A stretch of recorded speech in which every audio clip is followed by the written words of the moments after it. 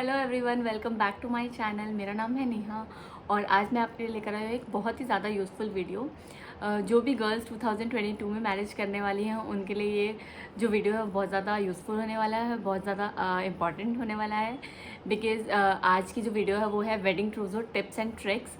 मेरी मैरिज को हो गए हैं 5 इयर्स और जब मैंने अपना वेडिंग ट्रूज़ो बनाया था तो मुझे ये टिप्स एंड ट्रिक्स नहीं पता थे।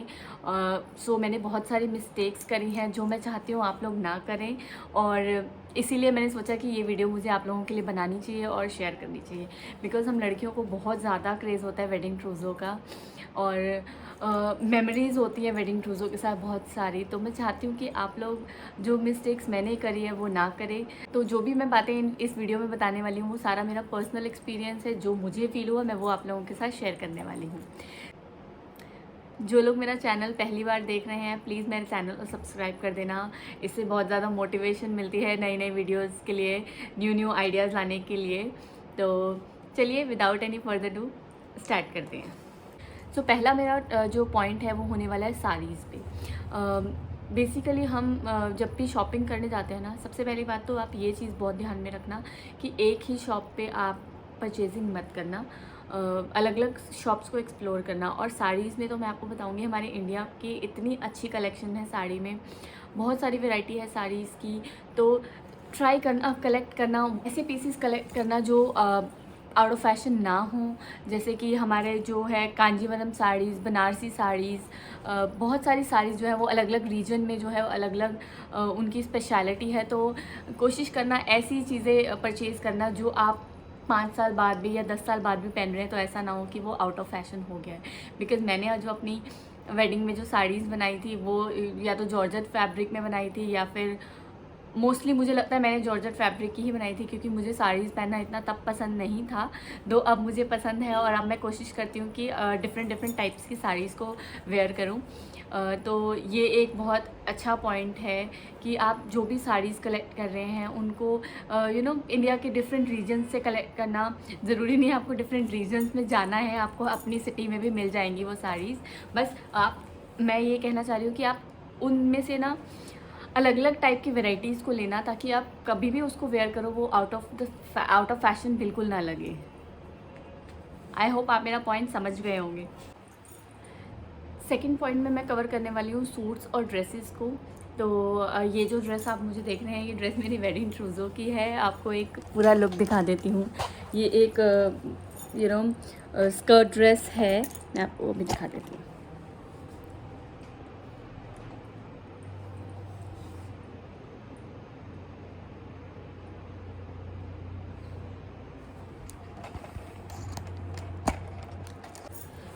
तो सेकंड जो मेरा पॉइंट है वो है, जो सेकंड मेरा पॉइंट है उसको मैं उसमें इंक्लूड करूँगी सूट्स के बारे में।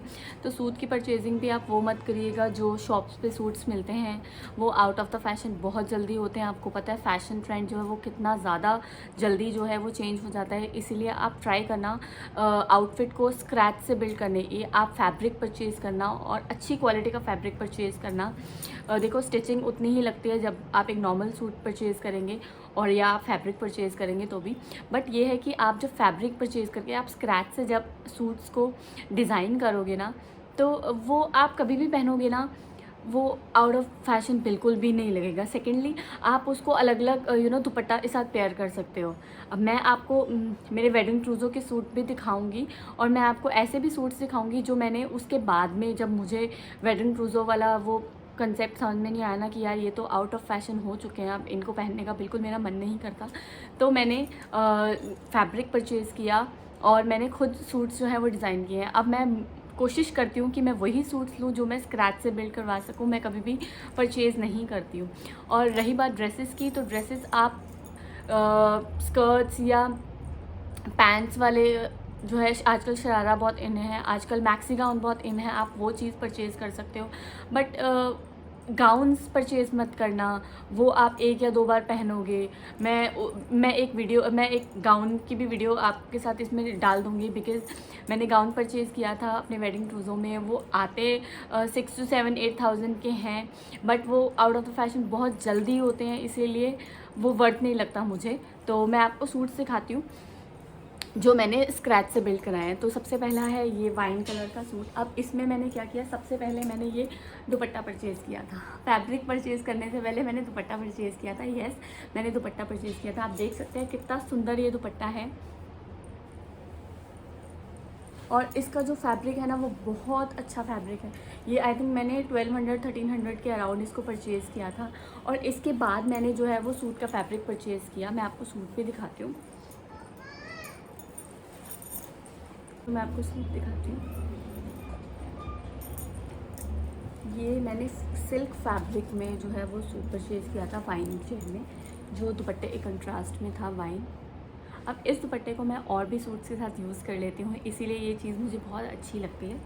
तो आप देख सकते हैं जो फैब्रिक है ना सूट का, वो बहुत ज़्यादा अच्छी क्वालिटी का है, बहुत ज़्यादा अच्छी क्वालिटी का है। यहाँ पे लगवाई मैंने बहुत ही लेस गोल्डन कलर की, जो बहुत स्लाइड सी पतली सी है, जो बहुत अच्छी लगती है ये। नेक्स्ट मैंने इसका ये की होल रखवाया था यहाँ पे, और ये जो है ये रिमूव भी हो सकता है, आप इसको लगा भी सकते हो।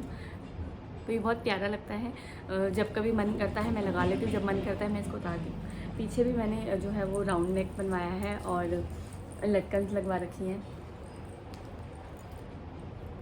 पहना हुआ ये सूट बहुत अच्छा लगता है। अगर मुझे कोई पिक मिलेगी तो मैं ज़रूर इंसर्ट करूँगी। और इसकी जो साइड्स हैं, मैंने यहाँ पे भी वही वाली पतली वाली लेस लगवा रखी है, और नीचे भी गोल्डन कलर की लेस लगा है। तो ये जो सूट है वो बहुत प्यारा लगता है, और न्यूली वेड अगर ऐसा सूट पहनेंगे तो वो अच्छा लगता है। नो डाउट आपको ऐसे फैब्रिक में सूट्स मिल जाएंगे, अगर आप चाहते हैं आप वो भी परचेज़ कर सकते हैं। बट मेरा जो मोटिव था कहने का वो ये था कि उन पे ना कुछ एम्ब्रॉयडरीज ऐसी हुई होती हैं, या कुछ ऐसा हुआ होता है जो आउट ऑफ द फैशन ज़रूर होता है। आउट ऑफ फैशन वो होगा ही होगा, क्योंकि फ़ैशन उसमें इंडस्ट्री में आपको पता है फ़ैशन बहुत जल्दी चेंज हो रहा है, तो आउट ऑफ फैशन होना बहुत मामूली सी बात है। तो इसीलिए कपड़े आउट ऑफ फैशन हो जाते हैं। मेरे जितने भी सूट्स हैं ना वो देखो, अगर परचेज़ करने जाओगे तो 3-4 हज़ार से कम बिल्कुल भी नहीं मिलेगा आपको। और ये सूट 3-4 हज़ार से कम कॉस्ट का पड़ा था मुझे, या अप्रॉक्सीमेट 3 to 4,000 का पड़ा। बट ये वर्थ लगता है मुझे, क्योंकि मैं जब भी इसको पहनती हूँ ना मुझे ऐसा नहीं लगता कि ये आउट ऑफ फैशन हो चुका है। बिकॉज़ ये प्लेन सूट है और इसका फैब्रिक बहुत अच्छा है, इसका कलर बहुत अच्छा है। इसको मैं चाहूँ तो अलग अलग दुपट्टास के साथ जो है कैरी कर लेती हूँ, तो ये मुझे हर टाइम एक नया लुक दे देता है। एक और सूट मैं आपको दिखाना चाहूँगी, जो मैंने स्क्रैच से बिल्ड करवाया है। मतलब स्क्रैच से पूरा नहीं, बट ये स्क्रैच से ही मैंने थोड़ा सा उसमें जो है ना, अब ये सूट मुझे ना गिफ्ट मिला था। अब इसमें इस सूट में क्या था कि इसका जो बॉटम था वो इसी कलर का था, इस कलर का, और जो इसका दुपट्टा था ना वो इस कलर का दुपट्टा था। देखो बहुत ही प्यारा इसकी जो है एम्ब्रॉयडरी है। और ये सूट मुझे किसी ने गिफ्ट किया था बहुत प्यार से, तो मैं चाहती थी कि मुझे इस सूट को स्टिच करवाना है, बट जैसा ये था वैसा स्टिच नहीं कराना था मुझे। तो मैंने क्या किया, जो बॉटम आया था ना उसको मैंने एज अ लाइनिंग लगवाया, और मार्केट से ये फैब्रिक परचेज़ किया मैंने, जिसका मैंने बनवाया शरारा। देख सकते हो कितना प्यारा ये शरारा है।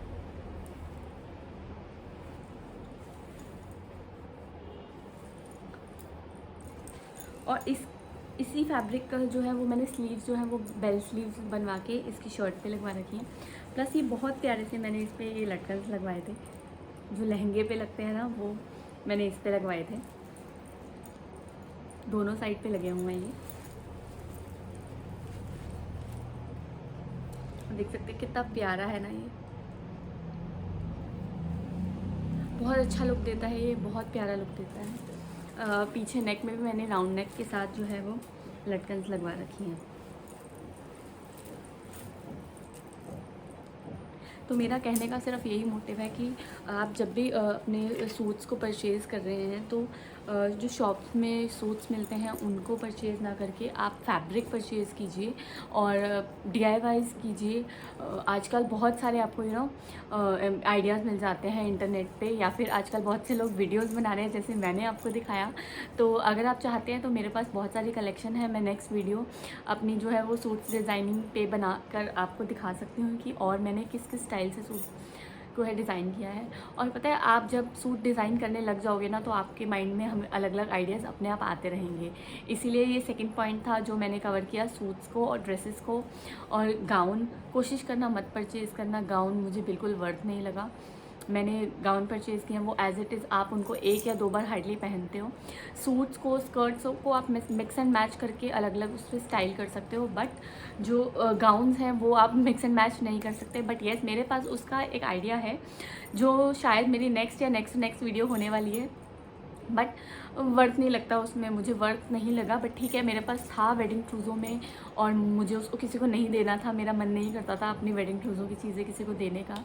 तो मैंने उसको मतलब उस गाउन के फैब्रिक को बहुत अच्छे से यूटिलाइज़ किया है, जो मैं आपको अपनी नेक्स्ट वीडियो में दिखाने वाली हूँ। अब नेक्स्ट मेरा जो पॉइंट है वो है ज्वेलरी के ऊपर। आप अपनी वेडिंग डे के लिए ज्वेलरी जो है वो रेंट नहीं कीजिए। मैंने अपनी वेडिंग ज्वेलरी जो है वो रेंट करी थी और मुझे वो बहुत रिग्रेट लगता है। मैंने लहंगा परचेज़ कर लिया बट मैंने ज्वेलरी परचेज़ नहीं करी। आई डोंट नो, किसी ने मुझे बोला ही नहीं ज्वेलरी परचेज़ करने के लिए, सब ने मुझे ये बोला कि रेंट पे ही लेते हैं ज्वेलरी, तो मैंने रेंट पे ले ली। बट मुझे अब आफ्टर मैरिज फील हुआ कि आप गोल्ड नहीं पहन सकते, और वैसे भी गोल्ड पहनना सेफ़ नहीं है। वो आप मतलब ठीक है, हाँ जैसे होता है ना कि लड़कियों को देते हैं गोल्ड के सेट, मेरे पास भी है, मैंने उसको एक बार शायद पहना भी है करवा चौथ पे, बट वो चीज़ आप पहनने में डरते हो। बट जो आर्टिफिशियल ज्वेलरी होती है वो आप नहीं डरते। आप न्यूली मैरिड होते हो और अपनी अगर ज्वेलरी हो ना, वेडिंग ज्वेलरी में क्या करो कि पूरा का पूरा सेट मत परचेज़ करो, अलग अलग, जैसे एक चोकर अलग से ख़रीद लो, एक लॉन्ग अलग से ख़रीद लो, इयररिंग्स उसके साथ चोकर के साथ के भी हो गए, लॉन्ग नेक पीस के साथ भी हो गए, मांग टीका भी हो गया। अब जब आपका कभी मन करे आप चोकर पहन सकते हो, जब आपका कभी मन करे, क्योंकि न्यूली वेड में आप ड्रेसेस पहनते हो, साड़ीज़ पहनते हो, सब कुछ पहनते हो, तो उनके साथ आपको ज्वेलरी चाहिए होती है, इयररिंग्स चाहिए होते हैं, मांग टीका चाहिए होता है, तो वो आप मिक्स एंड मैच करके पहन सकते हो, वो बहुत अच्छा लगता है। अब मैं आपको एक ज्वेलरी दिखाने वाली जो मैंने वेडिंग के लिए तो नहीं परचेज़ करी थी, बट येस मैंने अपनी एंगेजमेंट पे परचेज़ करी थी, जो मेरे बहुत काम आती है। उस टाइम पे ये ज्वेलरी मैंने 2000 के करीब ख़रीदी थी, और ये नेक पीस आज भी जब मैं पहनती हूँ ना, ये बहुत प्यारा लगता है, बहुत प्यारा लगता है ये। तो मुझे ऐसा लगता है कि ज्वेलरी रेंट नहीं करनी चाहिए, ज्वेलरी हमें परचेज़ कर लेनी चाहिए, बिकॉज़ जो ज्वेलरी है वो आपके काम आती है। और जब भी कभी अब मुझे वेडिंग पे जाना होता है ना, सबसे पहला मेरे यही दिमाग में आता है, क्योंकि ये इतना प्यारा है और इसका जो डिज़ाइन है वो इतना यूनिक है ना कि अभी तक भी ये आउट ऑफ फैशन नहीं हुआ है। इसको मैं आज भी अगर पहनती हूँ तो ये बहुत प्यारा लगता है। इसके साथ आए थे ये वाले इयररिंग्स। जब भी मुझे वेडिंग पे जाना होता है ये सेट तो ज़रूर निकलता ही निकलता है, एक या आधी बार पहनने के लिए। बहुत प्यारे इसके इयररिंग्स हैं। इसको मैं आज भी अगर अपनी साड़ी के साथ पहन लूँ बहुत प्यारे लगते हैं, बहुत। और इसका ना जो मांग टीका है मुझे सबसे ज़्यादा पसंद है, वो इतना क्यूट है ना, छोटा सा, बहुत अच्छा लगता है। एक्चुअली मेरा जो फोरहेड वो ब्रॉड नहीं है, वो छोटा है, तो उस पर छोटे मांग टीके अच्छे लगते हैं। अगर आपके फोरहेड जो है ब्रॉड है तो उस पर बड़ा मांग टीका अच्छा लगेगा, तो आप कोशिश करना बड़ा मांग टीका लेना। मुझे जो है वो पता था कि मेरे फोरहेड पे बड़ा मांग टीका अच्छा नहीं लगेगा, तो मैंने जो है छोटा वाला ही परचेज़ किया था। और ये ज्वेलरी मुझे बहुत अच्छी लगती है, बहुत प्यारी लगती है। मैं जब भी इसको पहनती हूँ ये आउट ऑफ फैशन नहीं होती। अब मुझे सच में रिग्रेट होता है कि मैंने वेडिंग डे की ज्वेलरी जो है वो क्यों नहीं परचेज़ करी, मुझे वो भी परचेज़ करनी चाहिए थी। नेक्स्ट पॉइंट जो है वो मैं कवर करने वाली हूँ फुटवेयर्स। यस, फुटवेयर्स भी हम वेडिंग डे के लिए ख़रीदते हैं, अपने एंगेजमेंट के लिए ख़रीदते हैं, अपने रिसेप्शन के लिए ख़रीदते हैं। तो मैं फुटवेयर्स के लिए यही कहना चाहूँगी कि जब भी आप फुटवेयर्स परचेज़ करो ना, उसको लोकल मत परचेज़ करना। फुटवेयर्स जो है वो अच्छी क्वालिटी के फुटवेयर्स जो है वो परचेज़ करना। अच्छी क्वालिटी के फुटवेयर्स जो है वो लॉन्ग लास्टिंग होते हैं, और आपको मतलब जब भी आप पहनते हो आपकी मेमोरीज रिफ़्रेश करते हैं, और अच्छी क्वालिटी मतलब बहुत ज़्यादा काम आते हैं न्यूली वेड में भी, बाद में भी। अब आप देख सकते हो मेरी वेडिंग को 5 इयर्स हो चुके हैं। ये जो है मेरे फुटवेयर्स हैं, वेडिंग फुटवेयर्स। ये इसके हील्स पे भी स्टोन्स का वर्क है, ये देख सकते हो। साइड्स में भी सारा स्टोन वाला वर्क है, और सिंपल एंड एलिगेंट है ये। बहुत ज़्यादा तामझाम नहीं लिया था मैंने, मुझे सिंपल एंड एलिगेंट चाहिए था, और मुझे हील्स भी बहुत ज़्यादा नहीं चाहिए थी, तो मैंने इतने हील्स लिए। अब मैं कहीं पर भी जाती हूँ, कोई भी वेडिंग पे, ये हील्स निकलती ही निकलती हैं, ये हील्स मैं पहनती ही पहनती हूँ। और ये इतनी कंफर्टेबल है ना, जितनी आप जितना आप अच्छी क्वालिटी के फुटवेयर्स लोगे वो उतनी ज़्यादा जो है कंफर्टेबल होगी, वो आपको मतलब आपकी जो हील है ना वो आपको टायरिंग नहीं लगेंगी, आपको बहुत कंफर्टेबल लगेंगी क्योंकि वो गुड क्वालिटी के। यही आप लोकल ख़रीदोगे ना, पैसे तो आजकल उतने ही लग जाते हैं, ठीक है, थोड़ा सा ऊपर हो जाएगा उसके लिए। आप डील्स चेक कर सकते हो, जब आपको पता है कि वेडिंग आने वाली है तो आप डील्स चेक कर सकते हो। आजकल बहुत अच्छे अच्छे डिस्काउंट्स मिलते हैं।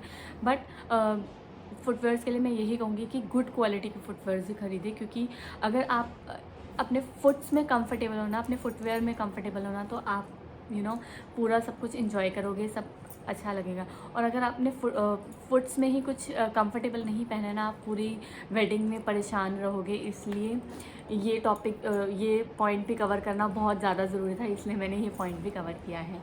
Moving on to next point which is makeup, जो कि बहुत ज़्यादा इंपॉर्टेंट है। अब लड़कियों को मेकअप किट बनानी होती है अपने वेडिंग ट्रूज़ों में।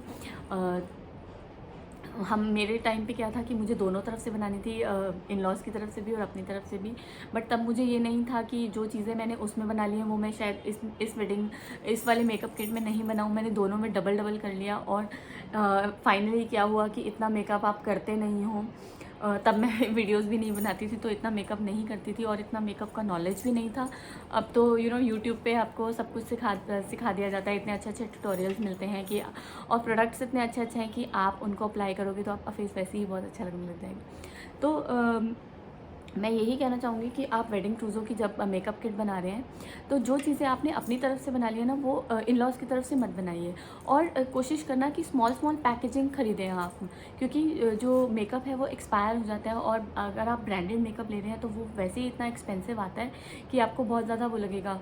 और आप अपनी स्किन के साथ कोई वो नहीं, आप अपनी स्किन के साथ कोई कुछ होने नहीं देना चाहोगे। आप एक्सपायरी प्रोडक्ट नहीं यूज़ करोगे, क्योंकि आपको पता है कि वो कहीं ना कहीं आपकी स्किन को जाके हार्म करने वाले हैं। इसीलिए मैं यही बोलूँगी कि जो मेकअप है उसको आप स्मॉल पैकेज में ख़रीदिए। स्मॉल पैकिंग्स भी आती हैं, आप बड़ी बॉटल्स मत ख़रीदिए, जितना हो सके स्मॉल उसमें लीजिए। और कुछ नेल पेंट्स उसमें ज़रूर इंक्लूड कीजिए, जैसे गोल्डन, रेड, पिंक में फ्यूशिया पिंक भी आप ले सकते हो। और भी आजकल तो वैसे बहुत न्यूड शेड्स भी चल रहे हैं, बट ये जो है बेसिक है, गोल्डन और रेड और फ्यूशिया पिंक, ये आपकी हर उसके साथ चलेंगे, आपकी हर ड्रेस के साथ जाएंगे, जो भी आप आफ्टर वेडिंग पहनने वाले हो। जब नए नए में आप होते हो तो आप रेडी होते हो, तो आपके हर उसमें आपके हर उसमें अच्छे लगेंगे।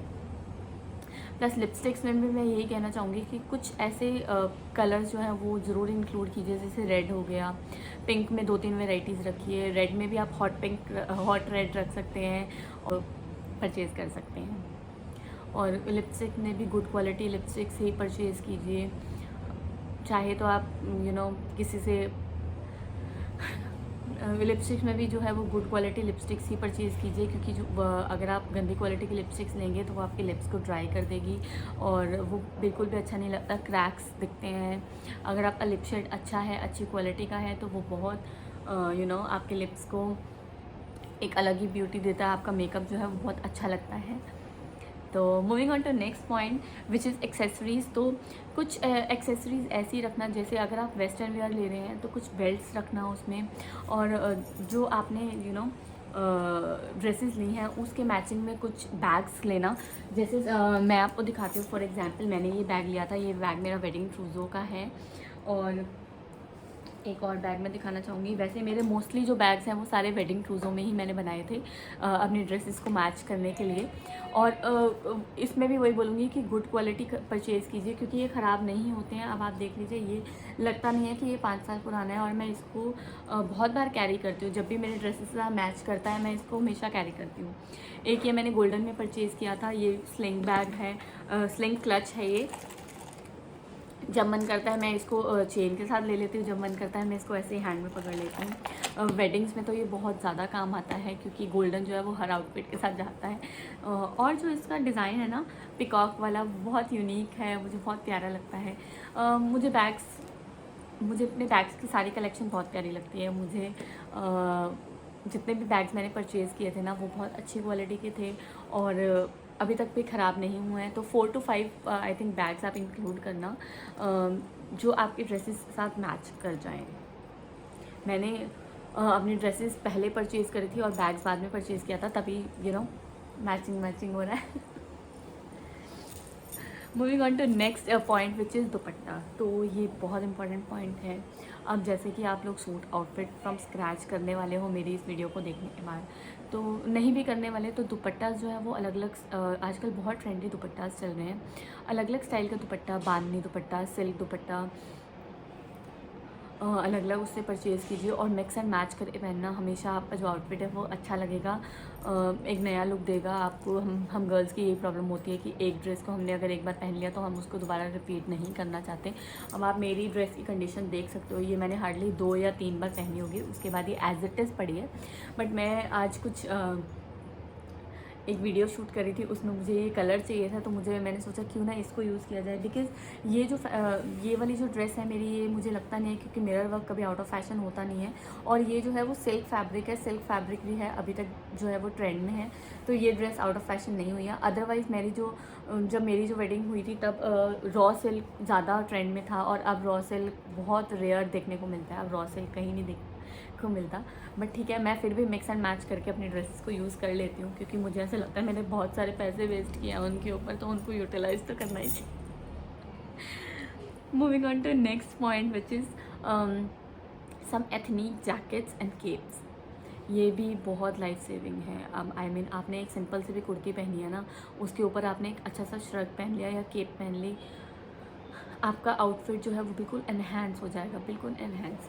ज्वेलरी में आपको एक पॉइंट बताना भूल गई। ज्वेलरी में आपकी ज्वेलरी जो है वो बहुत ज़्यादा मेजर रोल प्ले करती है, तो ज्वेलरी ऐसी इंक्लूड करना उसमें।